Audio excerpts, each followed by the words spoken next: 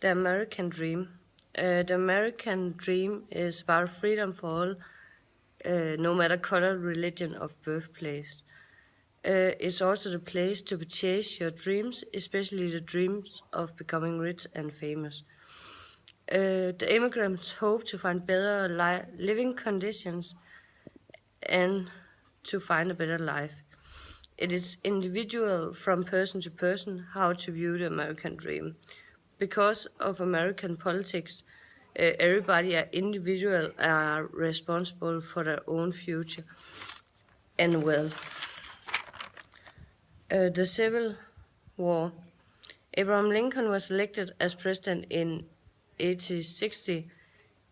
He was opposed of slavery and he fought with the Northern America to free the slaves from the South. War broke out, and after 4 years, the Southern surrendered. More than 600,000 Americans lost their life, which is more than all of the previous wars combined. Immigration under Abraham Lincoln. He passed a law that allowed anyone who wanted to go to the US to get a piece of land which was taken from the indigenous people where they lived, as long as they wanted to build a farm and use the land for farming. Lots of people took advantage of this, and between 1850 and 70, around 5 million people from Europe went to the US in hopes of pursuing the American dream. It's later known as the Great Rush. As most of the land was taken, the following immigrants in the 70s were used as cheap labor, and in total around 20 million people went to the US in that period of time. As the land was taken from Native Americans, it caused a lot of disputes and wars, and lots of deaths on both sides. America had a very bright future, but in 1929, the Great Depression came, and many millions lost their jobs and livelihoods. People weren't able to sell what they were producing on their farms, and it led to big problems, and people went from the farms and into the cities and started queuing up at so-called bread lines, where the government would give them bread and soup so that they were able to survive. The President Frank D. Roosevelt spent the next 10 years to work out a deal that they called the New Deal before the American people were able to function well again.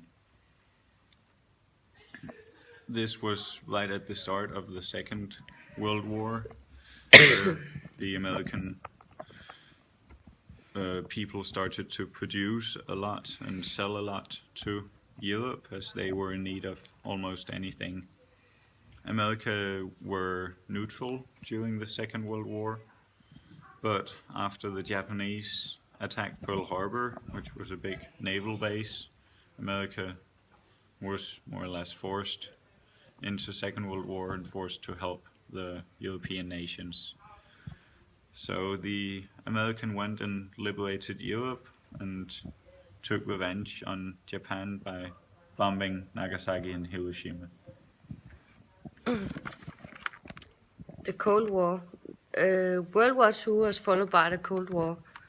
The former allies, the communist and totalitarian society Union and the capitalist and democratic USA, began to find each other to win some influence on the development of Europe. This distrust later spread from Europe to Asia and Latin America. American forces fought against North Korea when North Korea in 1950 invaded South Korea. And the Soviet American fought with North Korea, who was also communist. In 1962, the Soviet wanted nuclear missiles at Cuba, but the Russians turned around when they got a lot of threats for different countries around the world.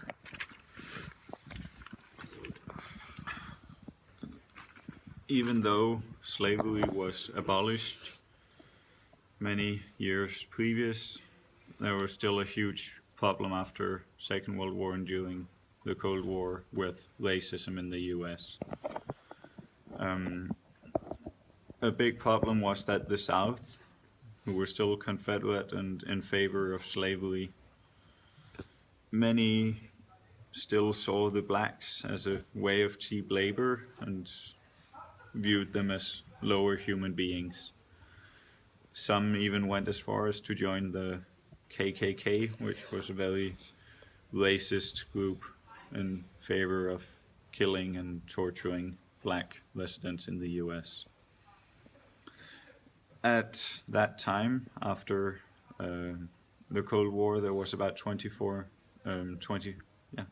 million blacks in the US, where about half of them lived outside of the South. They had very low life expectancy with lower income and very low amount of people at the universities. There was still a lot of segregation where white people and black people had very different rights. Like black people weren't allowed to sit at specific places in coffee shops and not allowed to drive at so-called white buses and be in white theaters. It caused a lot of uprising, and many black people fought against, with or without violence, the racism that was put upon them. In 1963, Martin Luther King had the I Have a Dream speech, which built on the dream that every American was equal, even with their black color or their birth or religion. About 200,000 both black and white people were listening to this speech and had a non-violent demonstration. A few years later, in 1964 and 1965, a civil rights legislation law was passed to give blacks and whites the same rights. Today, blacks are still worse off than white people in America, but even though they have it very bad, the indigenous Indians are still put way lower than the black people. But as America have the American dream that everyone can amount to something depending on what they do, like the blacks still have a big chance of becoming something if they work hard for it, which we see in actors, majors, and even the current president, which is of black descent. Many people have also begun to act or make art, and we see them represented very often at the red carpet in Hollywood. And all this is important for the American dream because of all these wars and so on have shaped America to shaped. become what it is today. And the people have won the rights to be free, the black people, and the right to earn your own money, like Roosevelt made that everyone should have the rights to get some land. Overall, the American dream is affecting all of us. Like, even Danes went to the US in pursuit of something greater, and today, instead of them being affected by the immigrants, we're affected by everything that's going on in the US. A lot of international news is mostly what's happening in the US, and we're often on the internet or in our daily lives affected by American news and what's happening in the US. And that's the end. Yeah.